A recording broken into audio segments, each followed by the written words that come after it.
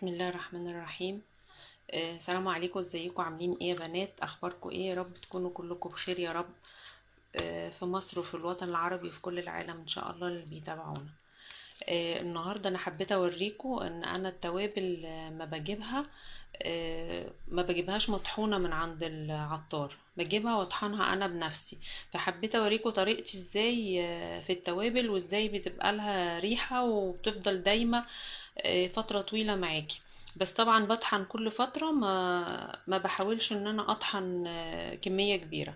دلوقتي هوريكم الاول احنا بنغسل الكمون. انا هعمل كمون وكزبره. الكمون بنغسله وبسيبه يتفرد على طبق ينشف، عشان بيبقى فيه شويه طينه وكده وحاجات، وهو ايه طبعا بيتنقى اول حاجه بننقيه من اي حاجه طينه فيه او اي حاجه مش شكل الكمون.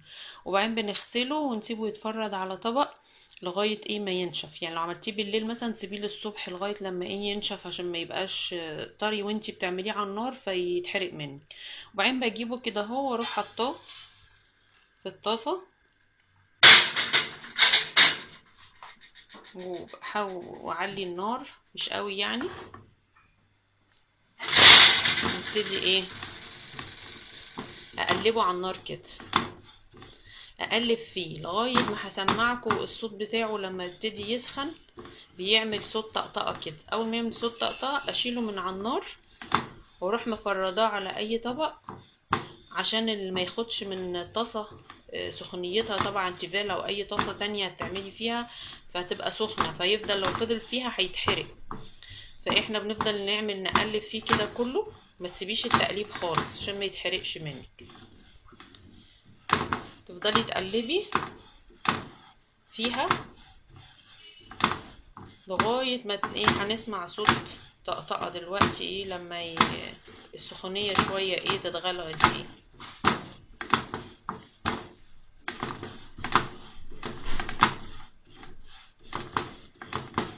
اهو بنسخن فيه. هقلبه ايه شويه، واول ما يبتدي يعمل لكم عليه ارجع لكم عشان ما اطولش عليكم.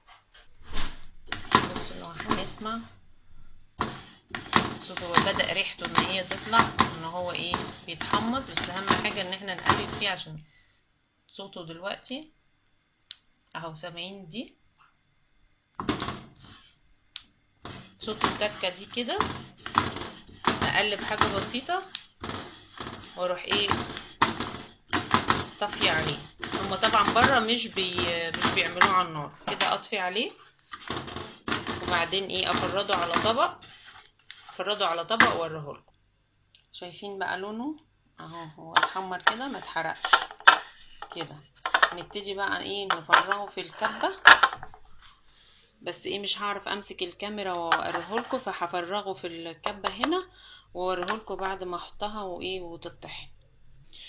نسيت اقول لكم ان انتوا ما تحطوهوش وهو بارد خالص، يعني ما تستنيش عليه لما يبرد خالص.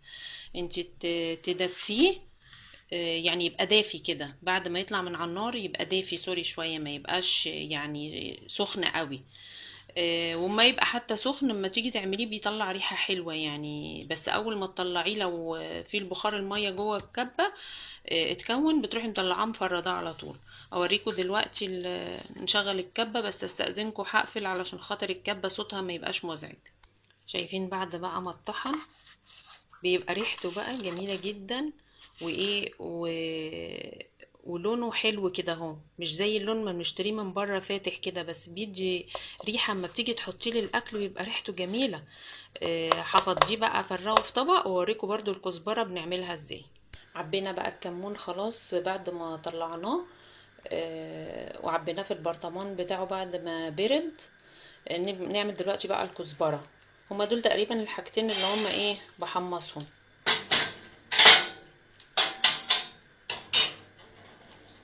وابتدي برضو ايه اقلب فيها على النار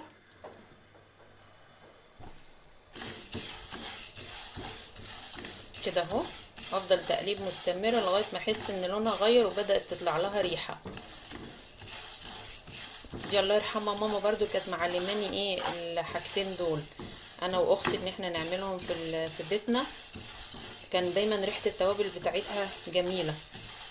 ما كناش يعني، كنتش انا اشتري من بره الا قليل لو انا حسيت ان انا يعني مزنوقه في وقت مثلا وما عنديش مطحون، لكن غير كده بجيب بكميه، انقيه كزبره انقيها كويس وايه واقلبها على النار. بعد كده الكزبره على فكره ما بنغسلهاش، بتتحط زي ما هي بعد ما تنقل. الكمون هو اللي لازم ايه انقيه قبل ما اغسله،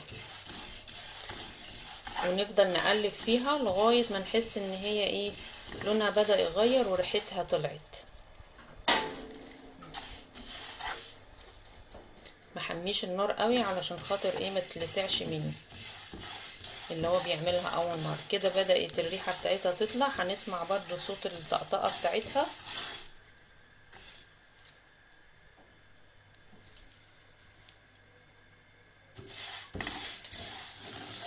طبعا بتتنطر مني عشان ايه هي كور بقى وبتنط كده.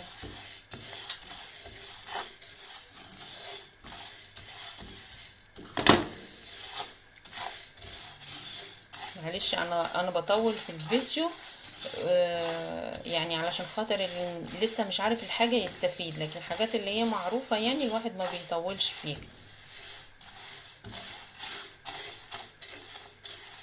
اقلبها كده وارجع لكم عشان ما ايه ما اخدش وقت. شايفين هي خدت خلاص اللون ايه، الاصفر اغماء شويه كده. نروح بقى طافين عليها واحطها في الكبه واوريها لكم السمك بتاعها وهي ايه بتطحن. شايفينها بقى عامله ازاي اهي، هي تعمل فوكس عليها بتبقى ايه كده اهو. اللي عايز ينعمها عن كده ينعمها، بس كده عشان ايه تبان لما تتعمل مثلا للثوم عشان الملوخيه، فكده تبقى ايه حلوه قوي. وكده خلاص خلصت، نرصها في الطبق بقى وتتهوى. ودي تتعمل وهي سخنة مش مشكلة يعني، بتبقى الريحة فيها حلوة، بس ايه تتعبى على طول في اي برطمان علشان تفضل الريحة جميلة فيها. واشو اوريها لكم دلوقتي. وكده يا بنات تكون خلصت خلاص الكزبرة بعد ما اتطحنت. معلش الفلاش بتاع الكاميرا فصل مني الإضاءة اللي فيه، لأن البطارية خلاص الموبايل هيفصل. فأنا يعني صورت ده وعملت كشاف، فأنا أسفة للإضاءة يعني. بس هي ايه لو هي تبان كده كده اهو باينه. اللي عايز ينعمها عن كده ينعمها يعني، بس انا بحبها كده عشان ما تتعمل مع التوم يعني، او تتحط لاي حاجه بتبقى طعمها جميل يعني والريحه حلوه فيها. طبعا ما تنسوش حاجه مهمه، الكبه ما عملنا فيها الكمون ننضفها كويس الوعاء بتاعها ده قبل ما نعمل الكزبره عشان ما ياخدش من ريحه الكمون وطعمها يتغير. فلازم ان احنا نغسلها كويس قوي قبل ما نطحن فيها الكزبره. وزي ما قلت لكم الطحن وهي سخنه مفيش مشكله، بالعكس ريحتها حلوه، بس اهم حاجه تعبوها بعد ما تطحن عشان تفضل الريحه جميله فيها. اشوفكم في فيديو جديد ان شاء الله. ما تنسوش بقى اللي شاف القناه لاول مره وما اشتركش يشترك لو عجبته القناه، ولايك والشير. واشوفكم في فيديو جديد ان شاء الله. سلام عليكم، باي باي.